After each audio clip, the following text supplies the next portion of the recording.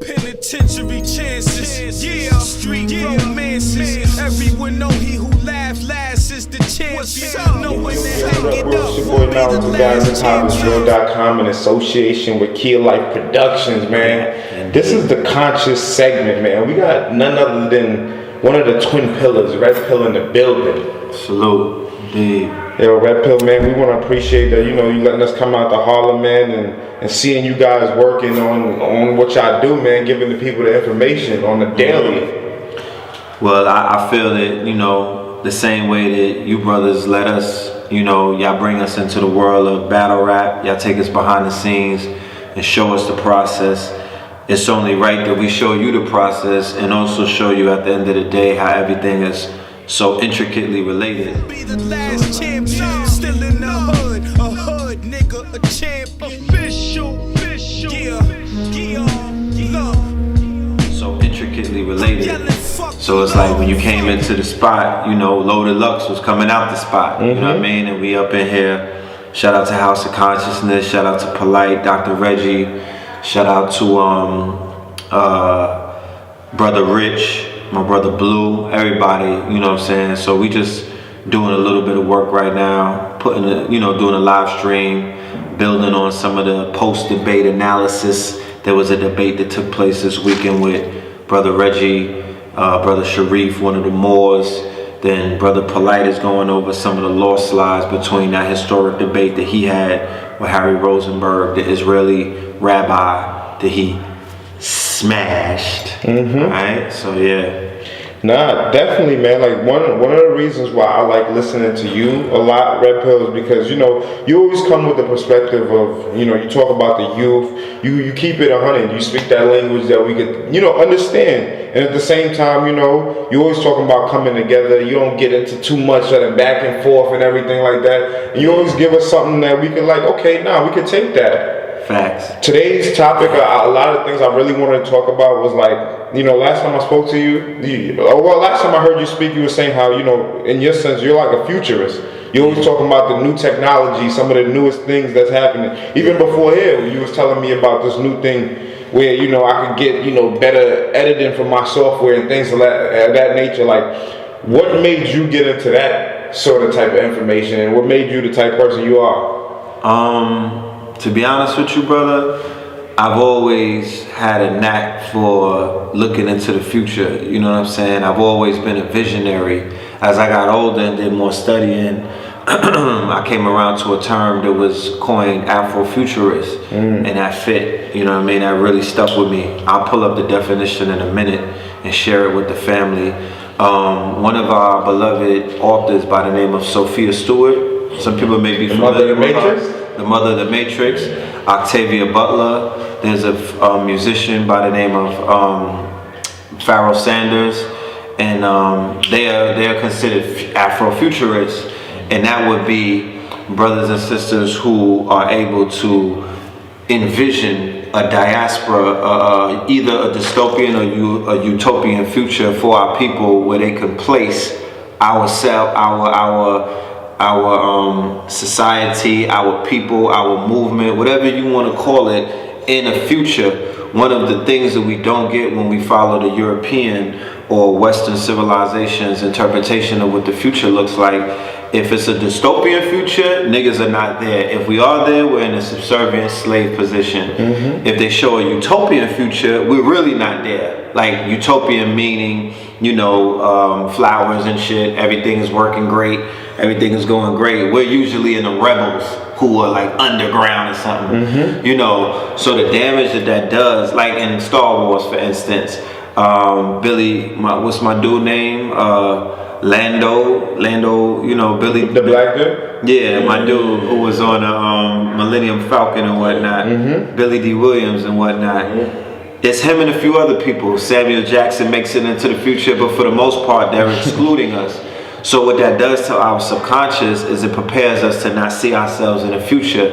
And what it does in the present day time is when we see the conditions that they're putting us, the oppressor or the system for that matter is putting our people through, we almost acquiesce to it because we have not been implanted with a vision of what the future is supposed to look like for us. And if we're into religion, you know, we're just waiting to die in order to have a good future. Right. So it's really, you know what I mean, this shit is fucked up. So Sophia Stewart, by putting out The Matrix, what she was able to do as a futurist is she prepared us for the social media web 2.0 world that we live in now, because prior to that, The Matrix drops in 99. Prior to that is web 1.0. You had to pay to go on certain websites. It was not social. You could not have friends. You could not have networks.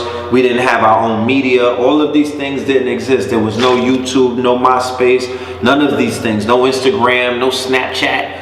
So if you watch The Matrix, she's preparing. She's showing you the dark web in the beginning when Neo was jugging. He was jugging on the dark web. He was moving weight online. That's the Silk Road and things of that nature. Crazy. Yeah. And you know, she just really laid it out. Brother Polite did an interesting interview with Brother Rich on UGR TV, Underground Black Magic 363, where he spoke about the similarities between the cells in the brain, the universe, and also the nodes and everything with social media, how everything is almost the same picture. So the argument about the universe being a hologram, she introduced, you know, not to say she was the only one, but she did a good job in articulating that concept.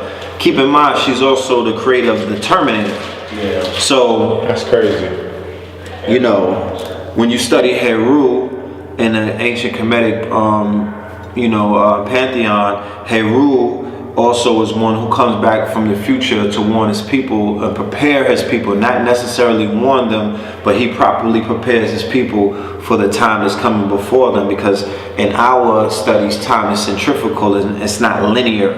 Linear meaning that there's a present, there's a future, and there's a past, and it goes in a line. In the studies that we have, everything is a circle, it's a cycle. So all times exist at the same time. So you can affect the present and the past and the future right now. You feel what I'm saying? So henceforth, all of the slave movies that have been dropping over the past 8 years when you had a black president, how is it that niggas feel like they're in slavery now? How is it that we feel like we're in Jim Crow all of a sudden with the release of all of these Help, Butlers, and all of these TV shows? At the same time when you have a black president, at the same time when you finally have someone I'm not necessarily giving him the props that so many other people try to give to him. We're talking about figurative. We're talking about being able to use people as, a figurehead. So the figurehead, I have an 8-year-old son. The figurehead that my 8-year-old son was able to see right out of the womb was a man who was melanated, who was in power. He will not watch all of those slave movies. You feel what I'm saying? I will not inundate him with victimized, traumatized versions of a revisionist history that really wasn't fucking all the way true, because they'll give you the slave narrative, but they'll never show you white people in chains. They'll never show you the European. They'll never tell you the slave comes from the Slavonians, the fucking Europeans. They won't show you them as indentured servants. They won't show you melanated people having their asses in chains and washing them up. How the Moors make it look like we was the only slaves that exactly, and that's detrimental. That's detrimental to our growth and development. That's detrimental to our spiritual, mental, and emotional health. Our mental health has been compromised as a result of them fucking up. They just messed up the whole. They switched up the whole reality, because your perception of who you are, when you look in the mirror, if you see a slave, if you see a fucking, somebody who is worthless, then guess what? You're gonna not only see yourself as worthless, but you'll come outside of your house and give me an ice grill. Like something is wrong with me, or you. And you'll see hate in your own people, whereas you should really begin to internalize the power of who you are and why did the Europeans want to enslave you. They didn't put you in slavery, they enslaved you. You know what I mean? You were a prisoner of war. It was a revenge for something that was done to them. So, the future is something that we all are creating in our minds. You feel what I'm saying? We are masters of our destiny. So it is imperative that we'll never let no one decide what our future is for us but us. So that's what I like to do. I like to prepare our people for the days that are coming before us by introducing concepts. And I stay on top of technology, and I throw that at the people, and I try my best to incorporate what it is that I'm doing with the sense of technology as well. What do you think, like, because now if you compare into the future, we looking at these kids now, like you said, they're growing up, and they don't know house phones and the phone turning back and all that. They don't know any of it. All they know is internet, touch screen. The babies come out the wombs touching the computer screen and doing all that. Like, where do you see, like, do you think the kid, like, they're gonna get into this transhumanist type thing where they merging with these machines and things like that, and would it be a positive thing? Yeah, I mean, they're most definitely going to be into transhumanism and other things of that nature. These are the crystals, these are the indigos. You know what I'm saying? The babies are hardwired. Yeah, you know what I'm saying? I mean, they're hardwired. We didn't, when I was growing up, I wasn't fucking with the phonographs. You feel what I'm saying? Okay. I wasn't dealing with the technology that had the black and white TV that had our parents in awe. We was onto the color TV. Now they on the plasma. You know what I'm saying? 4K TVs and all that. 4K, 8K and all of that. Aerial drones and stuff. Virtual augmented reality. So technology is following something called Moore's Law, which means that, you know, technology updates itself every 18 months. You know what I mean? The microchips are getting smaller and things like that. Are going into the quantum. So yeah, I mean, if my once again, my son, who's 8 years old now, when he was about 3, he was pulling up pages on my Mac that I didn't even know existed. So there's obviously a connection that they have with technology. When the government switched from analog to digital on your television screens or your TV, that was not necessarily only meant for the TV. That was very symbolic in the age. They switched the ages. They basically told you niggas that you are in the future. So to say it's a good thing or a bad thing, it's not really, you know, I'm not living in that world of good or bad. I'm not living in that world where, I'm living in a world where if you apply technology for a purpose, then if you could fulfill that purpose, then it's a touchdown. You dig what I'm saying? So if a child is going to be tempted to put a contact in his eye that will basically give him the same powers that a telescope could give him, or a microscope, you feel what I'm saying? With a flick of the wrist, with his touching his Apple Watch, or augmented reality could pop up in front of them where they could look at you and read your blood type, read your temperature, all kind of health diagnoses. This is based off of a smart contact or augmented reality glasses.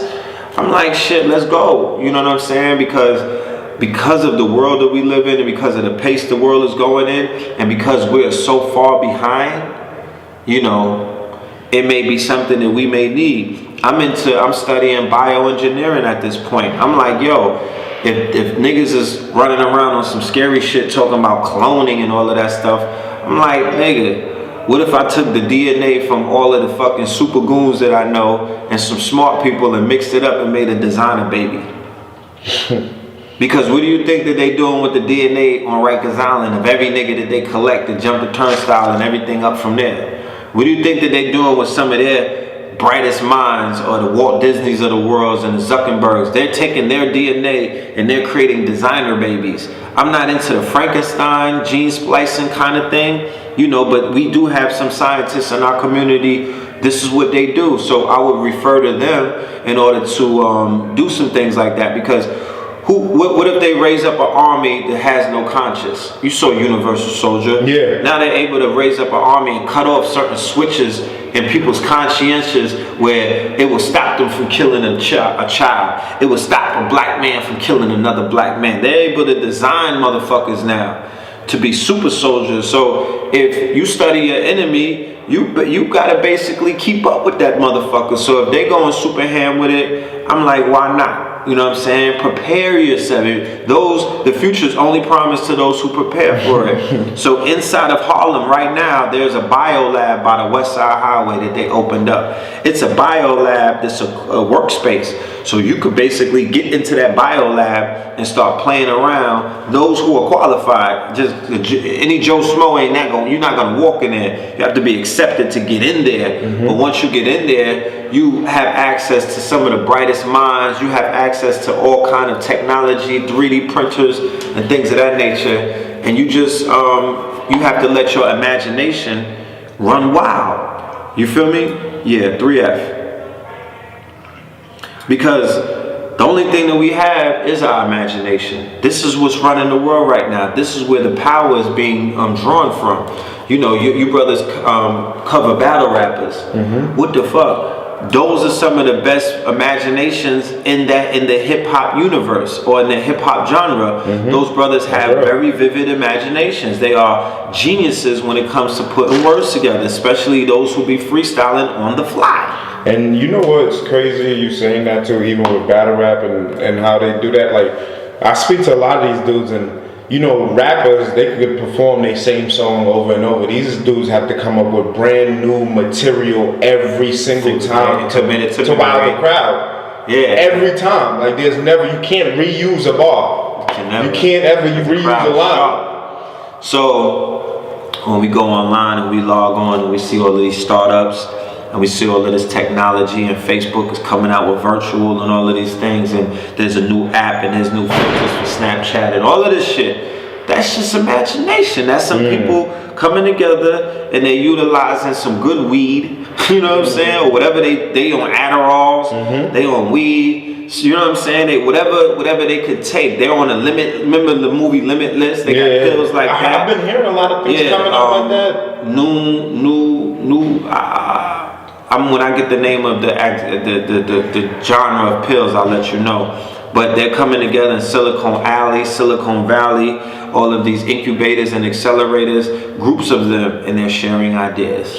Can you explain to me? I've heard you speak about Silicon Valley. You know, I still got to do more research on that. But could you break that down for me? What Silicon Valley is? Silicon Valley is in San Francisco, but Silicon Alley is in New York City. Okay. All right, and you have startups like Foursquare, Twitter, Etsy.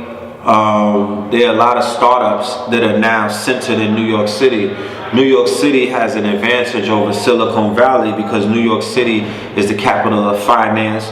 New York City is the capital of media. New York City is the capital of one of the capitals of entertainment. So when you're dealing with finance, you're talking about venture capitalists, you're talking about them niggas that cut the check. The funding, you feel me? That's Wall Street. So now Wall Street has an intricate relationship in tech because tech is one of the fastest booming sectors alive. You feel me? You see all of the billion-dollar companies when you go into the Forbes and other things. Those billion-dollar companies, they're coming out of tech. You feel me? So Silicon Alley is a collection of tech companies, tech startups, technopreneurs, and things of that nature in the New York City area. More like the Flatiron District, Chelsea, also down in Dumbo. So that is also one of the reasons for the increase in, the explosion in rent and things of that nature. You know what I'm saying? These coders, these programmers and things of that nature, they start out at 100 racks. So 3 and 4 racks a month to live in Williamsburg and things of that nature. They could cover that. Harlem. And Harlem is also part of Silicon Valley now as well. Down by the West Side Highway, there's something called Silicon Harlem. Charlie Rangel and a few politicians got behind that. They have a lot of programs for quote unquote, new Harlemites. You know what I'm talking about, right? Yeah. Oh yeah. So yeah, not us. They regentrified? Yeah. So they buying all of that warehouse property down by the West Side over where the They're constructing over there already. Yeah, they are constructing over there, kind of crazy. The expansion from Columbia has a big part to do with that. Columbia has something to do with the bio labs, the whole the STEMS program. Bloomberg set a lot of shit up because Bloomberg came in, you know what I'm saying, with $3 billion and left with 47. Damn. So Bloomberg is his company. Nobody used to talk about what his company, you know what I mean? It was almost like a media, financial, tech. Facts. All merged into one. Real estate. Yeah. You know what I'm saying? Yeah. So he's the father of that. He's on top of all that. His hands is in so many jars.